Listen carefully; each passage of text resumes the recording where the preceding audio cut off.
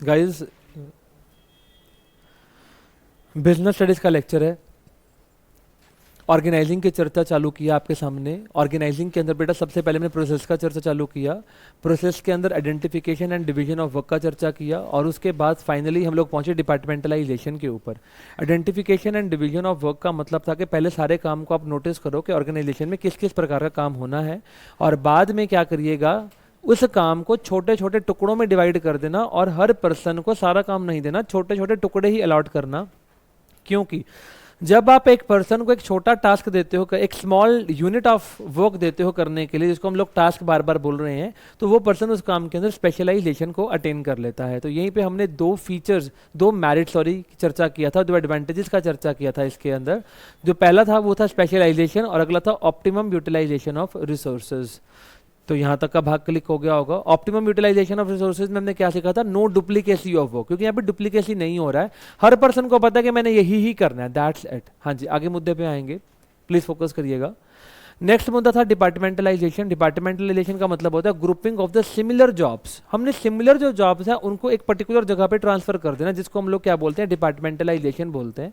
हमारे यहाँ पे दो प्रकार से डिपार्टमेंटलाइजेशन होता है, on the basis of the functionality, जिसको हम लोग फंक्शनल डिपार्टमेंटलाइजेशन बोलते हैं, और एक होता है on the basis of the products produced by the your organisation, जिसको हम लोग क्या बोलते हैं, डिविजनल डिपार्टमेंटलाइजेशन। तो ये चर्चाएं हालांकि भरपूर तरीके से मैं थोड़े देर के बाद या कल परसों फिर करूंगा, क्योंकि इसके ऊपर प्रॉपर हेडिंग्स हैं, जिसके अंदर हमने फंक्शनल का एडवांटेजेस डिसएडवांटेजेस सीखना है, और सिमिलरली दूसरे का भी मेरिट्स एंड डीमेरिट्स सीखने का रहेगा। तो ध्यान रखना इन बातों का। मैं अगले मुद्दे पे चलूंगा। आज मेरे को तीसरा, अच्छा मैंने यहाँ तक आपके साथ एक या दो एडवांटेजेस और भी कवर कर लिए थे। एडॉप्शन टू चेंज की बात की थी, बड़े इत्मीनान से मैंने आपको समझाने का प्रयत्न किया था, तो इन चीज़ों को आपको याद रखना है। आइएगा, IDAE, आई हो गया, डी हो गया, मैं ए की बात करूँ, ए का यहाँ मतलब है असाइनमेंट ऑफ ड्यूटीज। फटाफट से लिखिएगा, assignment of duties.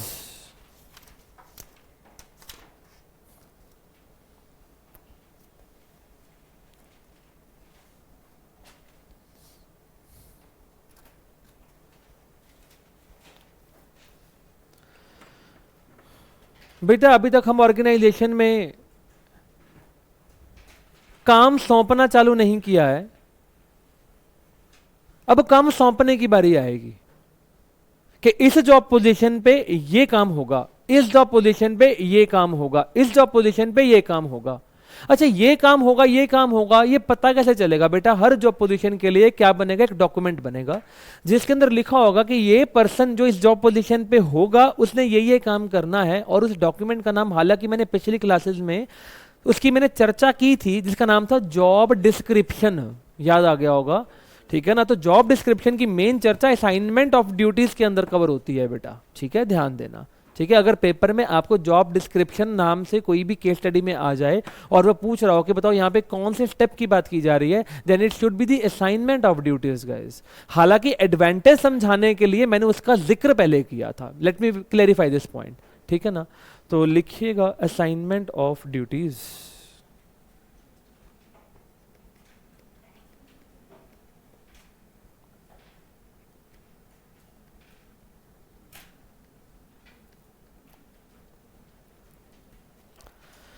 Assignment of duties.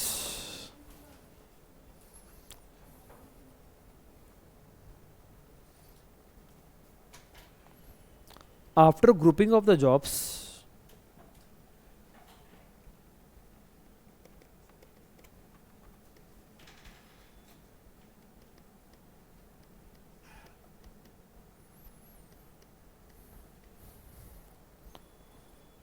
after grouping of the jobs, now the jobs are assigned to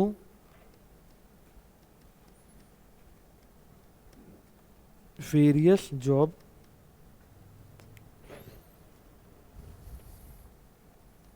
positions. बेटा निश्चित आप लास्ट बेंच पे चले जाइए please. B point, the managers set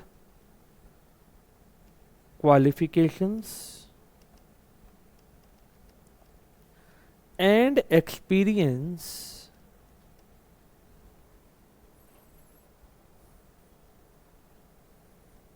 standards with respect to that job position. Number C.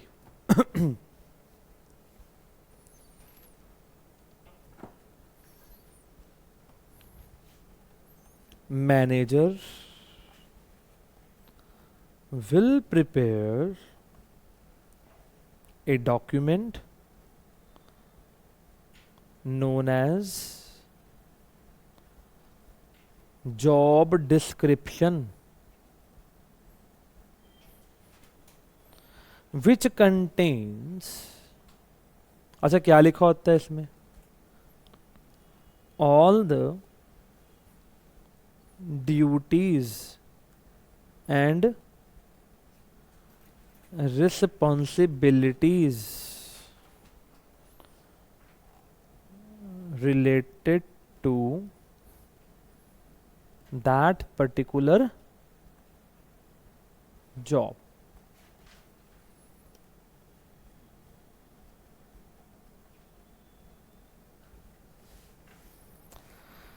Guys,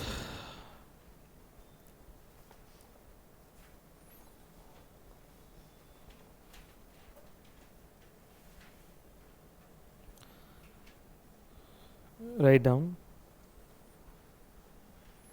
establishment of reporting relationship. Establishment of reporting relationship.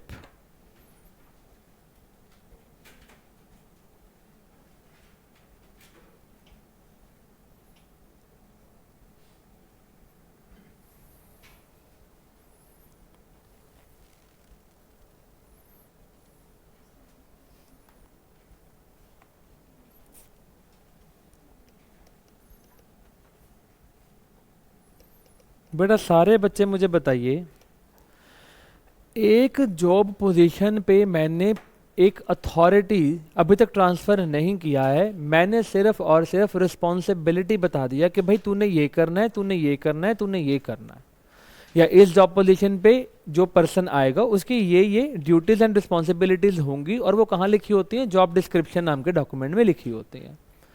भैया क्या अभी तक उस पर्सन को पता है, या उस जॉब पोजीशन पे जो कल को आएगा उसको पता है कि मुझे किससे ऑर्डर लेना है और किसको ऑर्डर देना है? उसको पता है क्या ये वाली बात? अभी तक तो नहीं पता। बेटा इस स्टेप में हम वही काम करेंगे, यहां पे हम लोग ये डिफाइन करेंगे, क्लैरिफाई करेंगे कि भैया हे इस जॉब पोजीशन पे आने वाले प्राणी तो इस पर्सन को ऑर्डर देगा और तो इस पर्सन से ऑर्डर लेगा। सुनते जाओ। अच्छा ऑर्डर देखो, ऑर्डर लेगा, अच्छा किससे लेगा? अपने बड़े से लेगा, यस और नो कहे। अच्छा ऑर्डर देगा तो छोटे को देगा, हाँ या ना? अच्छा बड़ा और छोटा किस पे कैसे डिटरमिन होता है? पावर के अकॉर्डिंग डिटरमिन होता है, यस और नो कहे। अच्छा तो भैया अच्छा पावर का मतलब यहाँ क्या है? अथॉरिटी। क्या मतलब है इसका? अथॉरिटी। तो बेटा इस स्टेप में हम क्या करने जाएंगे, इस स्टेप में हम लोग रिस्पेक्टिव जॉब पोजीशंस पे वेरियस अथॉरिटीज को ट्रांसफर कर देंगे, और अथॉरिटी को ट्रांसफर करने के बाद ही ये पता चलेगा कौन बड़ा कौन छोटा, क्योंकि जिसके पास ज्यादा अथॉरिटी वो बड़ा, जिसके पास कम अथॉरिटी वो छोटा। अच्छा अथॉरिटी के बेसिस पे ये पता चल गया कौन बड़ा कौन छोटा। अब कौन बड़ा कौन छोटा पता चलने से ये पता चल गया कौन किसको ऑर्डर देगा, कौन किसे ऑर्डर लेगा। तो क्या रिपोर्टिंग रिलेशनशिप क्लियर हो गया, यस और नो गाइस? तो यहां पे यही तो क्लैरिफाई करना है।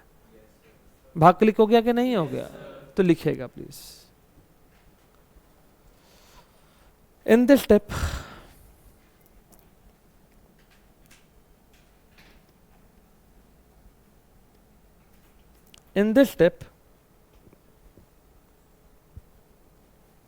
management passes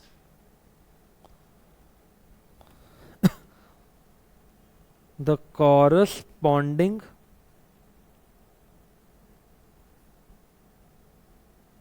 authority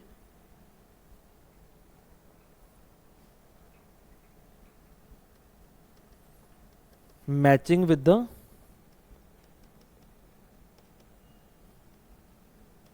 responsibility. एक प्रिंसिपल करवाया था, याद आ रहा है कुछ? क्या नाम था प्रिंसिपल का? Authority and responsibility, second principle. अच्छा देखो, ऑर्गेनाइजिंग के अंदर डिवीजन ऑफ वर्क भी आ गया, अथॉरिटी एंड रिस्पॉन्सिबिलिटी भी आ गया। अच्छा थोड़े दिन क्या, 2-3 दिन रुक जाओ, सेंट्रलाइजेशन डिसेंट्रलाइजेशन भी आ जाएगा। 3 प्रिंसिपल कवर हो जाएंगे तुम्हारे इसके अंदर ही, ठीक है ना। मैनेजमेंट पासिल था corresponding authority matching with the responsibility, point number A. Point number B, authority means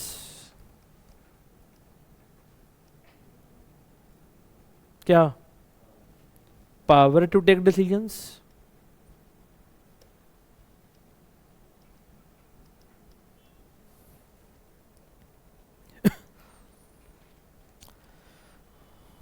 the person having higher authority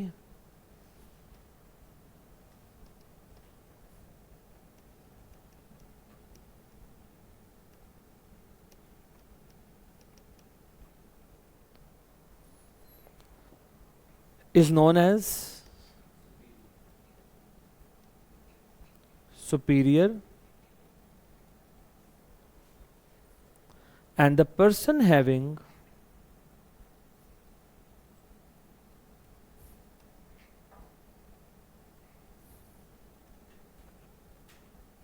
lower authority is known as। अगर सुपीरियर कौन सबॉर्डिनेट कौन, तो आपको रिपोर्टिंग रिलेशनशिप क्लियर हो गया कि नहीं हो गया? What is the meaning of reporting relationship? Who will give the order and from whom to receive the order, to whom I can give the order and from whom I have to take the order. बात समझ में आ रहा है कि नहीं आ रहा? ये बात क्लियर हो गई? तो यही तो क्लियर करना है, यही तो क्लियर करना था। C point.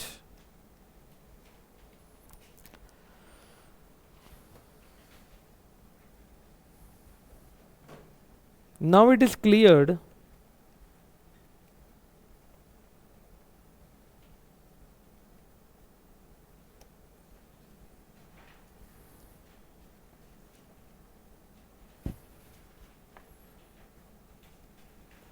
to whom the individual can give the order and from whom he has to receive या फिर take the order।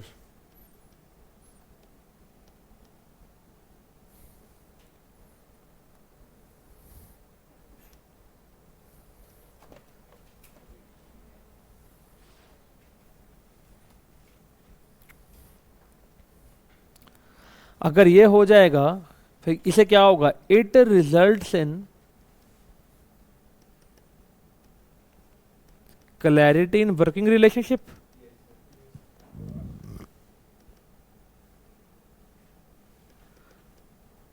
उसको पता है मेरे से बड़ा कौन है कौन छोटा है, तो क्लैरिफिकेशन हो गया ना दिमाग में। D point. बेटा ऐसा करने से बड़ा छोटा बड़ा छोटा बड़ा छोटा पता जब चल जाए तो क्या एक चेन क्रिएट हो जाएगी? यस और नो? अच्छा चेन का नाम क्या था? याद आ रहा है कि नहीं? स्केलर चेन की डेफिनेशन क्या थी? Chain of the authority. उसको हम हायरार्की भी कहते थे, याद आ रहा है कि नहीं? ठीक है जी। फ्रॉम दिस, ले एक और प्रिंसिपल आ गया तेरा पिक्चर में, principle of scalar chain. 4 principle cover कर दिए इसने। From this a hierarchy is formed in the organization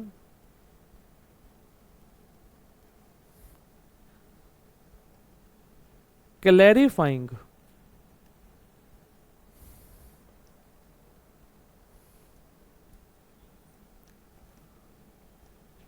who will be the superior and who will be the subordinate.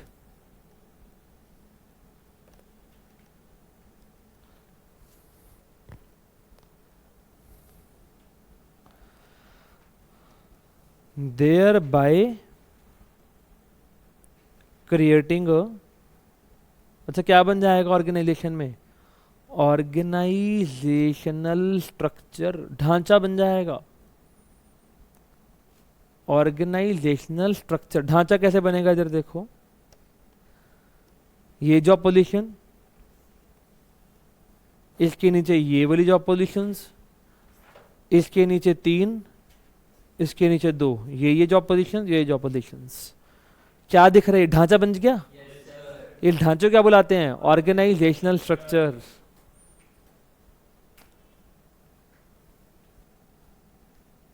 भाग समझ में आ गया कि नहीं आ गया, यस और no guys, yes.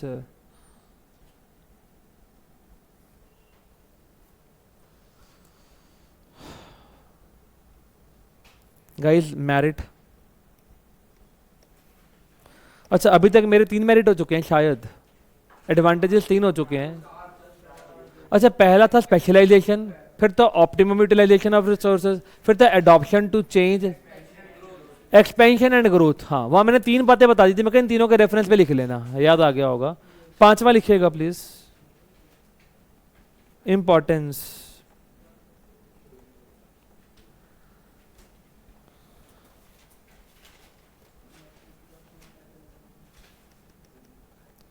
Clarity in working relationship, अभी किया मैंने, अभी अभी लाइन लिखवाई है, ऊपर चेक करो। सर कहाँ लिखवाई है, हमें दिख नहीं रहा सर, हम अंधे हो गए हैं।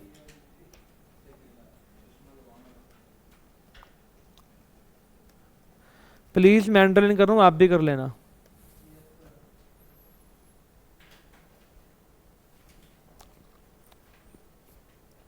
मैंने पहले कहा था मैं एक पंथ 2 काज करूंगा।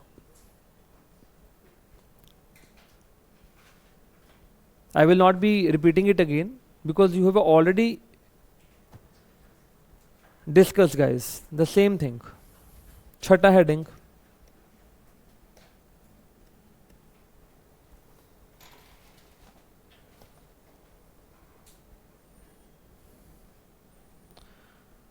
effective administration। अच्छा what is the meaning of administration, क्या मतलब है इसका, संचालन, संचालन। अच्छा एक बात बताओ, किसी भी चीज का बेहतरीन संचालन कब होता होगा, जब हर किसी को पता होगा कि मैंने इसको ऑर्डर देना और इसे ऑर्डर लेना है, तभी उस ऑर्गेनाइजेशन संचालन अच्छे से होगा। यस और no, same as above.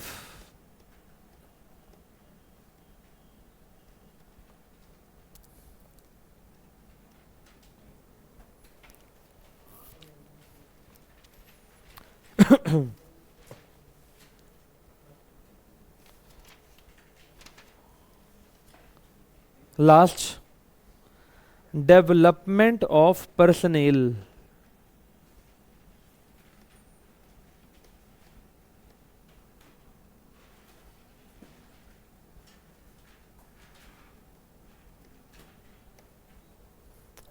Development of personnel,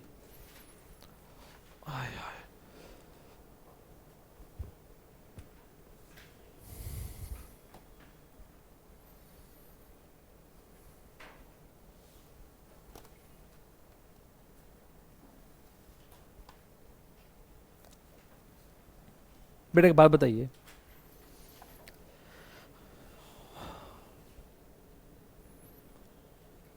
क्या एक इंसान सारा कुछ खुद कर सकता है, संभव है, नहीं है संभव, नहीं है संभव। तो बेटा होता क्या है, ऑर्गेनाइजेशंस के अंदर भी मैनेजर लोग अपने नीचे सबऑर्डिनेट्स को रख लेते हैं, और चूंकि अब मैनेजर सारा कुछ खुद नहीं कर सकते, तो मैनेजर अपना काम, जो उनका खुद का काम होता है, वो थोड़ा थोड़ा आगे ट्रांसफर करना चालू कर देते हैं अपने सबऑर्डिनेट्स को बीच में, जब सबऑर्डिनेट्स के बीच में वो काम डिस्ट्रीब्यूट होगा तो क्या सबऑर्डिनेट भी मैनेजर वाला काम करेंगे? यस और नो गाइस? अरे हाँ या ना भैया? अच्छा, अब अगर सबऑर्डिनेट्स मैनेजर वाला काम करेंगे तो उनको काम करने की अकल आ जाएगी? यस और नो? क्या उनकी बुद्धि विकसित होनी शुरू हो जाएगी? यस और नो? उसी को बोला गया क्या? Development of personal. बात समझ में आया कि नहीं आया? अच्छा, तो सर ये ऑर्गेनाइजिंग से रिलेट कैसे कर रहा है? क्योंकि बड़ा छोटे को ऑर्डर देता है।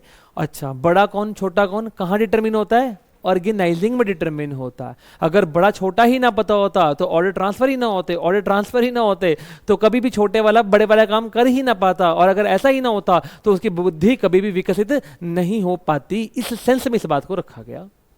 और एक और बात क्लियर कर दूं, जब भी बड़ा छोटे को काम देता है, काम सौंपता है, इस काम के सौंपने को बोलते हैं डेलीगेशन करना। क्या बोलना? डेलीगेशन करना। What is the meaning of delegation? Delegation का अर्थ होता है ट्रांसफर करना। ट्रांसफर दो चीजें होती हैं, ध्यान सुनिएगा, transfer of authority as well as transfer of responsibility. अच्छा, रिस्पॉन्सिबिलिटी का मतलब क्या है? रिस्पॉन्सिबिलिटी का मतलब होता है आपका दायित्व, आपको ये करना पड़ेगा, ड्यूटी। और अथॉरिटी को ट्रांसफर करने का मतलब क्या होता है? पावर को ट्रांसफर करना, कि पावर पहले मेरे पास ही, मैंने सक्षम को पावर दे दी कि चल तू ये पावर तू रख ले बोलिए। अब समझ में आ गया कि नहीं? याद रखिएगा थोड़ा और, मैं आपको लिंकेज करूं, जब भी पावर को डिस्ट्रीब्यूट किया जाएगा या रिस्पॉन्सिबिलिटी को डिस्ट्रीब्यूट किया जाएगा तो कितनी पावर को डिस्ट्रीब्यूट किया जाएगा? जितनी मैंने उसको ड्यूटी दी होगी, जितना रिस्पॉन्सिबिलिटी दी होगा उतनी ही पावर को डिस्ट्रीब्यूट किया जाएगा। क्योंकि हम लोग क्या चाहते हैं? There must be a match between authority and responsibility, because if excess authority is delegated या transferred then it will be misused. बात समझ में आ रहा है कि नहीं आ रहा? लिखिएगा please. Development of personnel. Write down please. In the organization, मैं लिख नहीं रहा, आप लिखिए फटाफट से। In the organization, it is impossible for any individual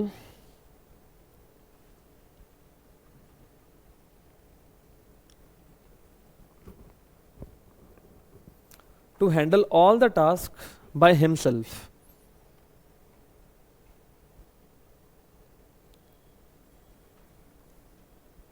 Therefore, the task must be delegated. Spelling लिख रहा हूं मैं एक बार, अब देख लेना। The task must be delegated to the subordinates working under him. अच्छा, what do you mean by delegated? Transferred. बुद्धि को यहां रखें, B point.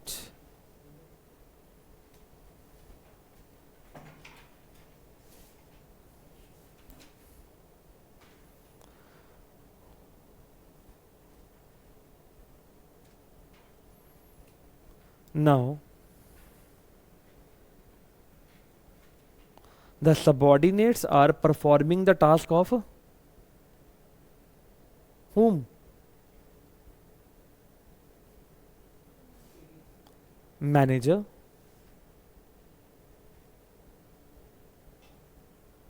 Resulting into development of skill. Resulting into development of skill, comma creativity.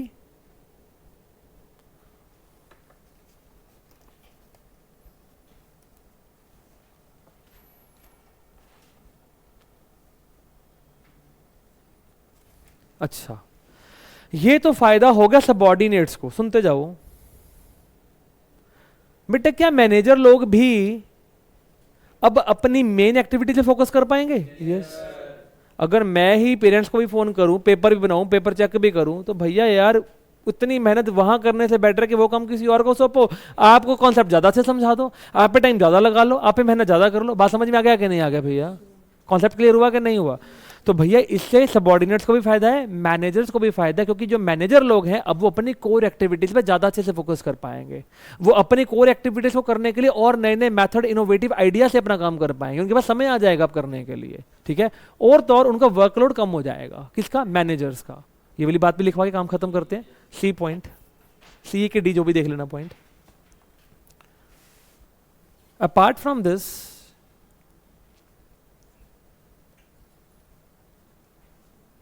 managers can now focus on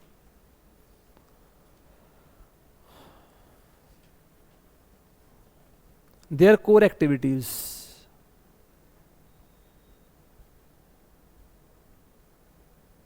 That is, they can think of the new methods by which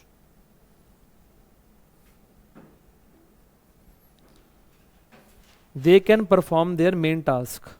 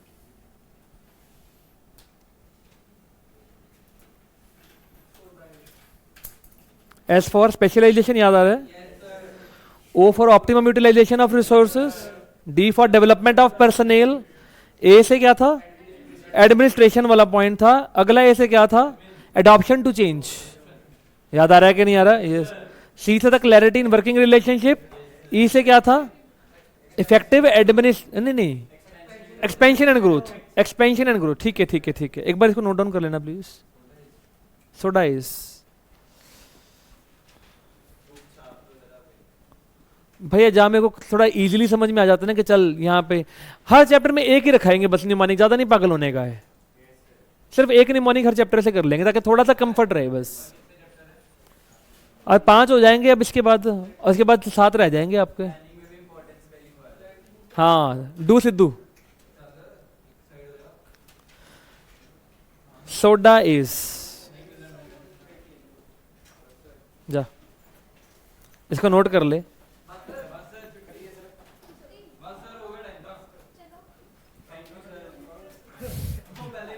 जाओ। Soda is, please रट लो इसको अच्छे तरीके से। अब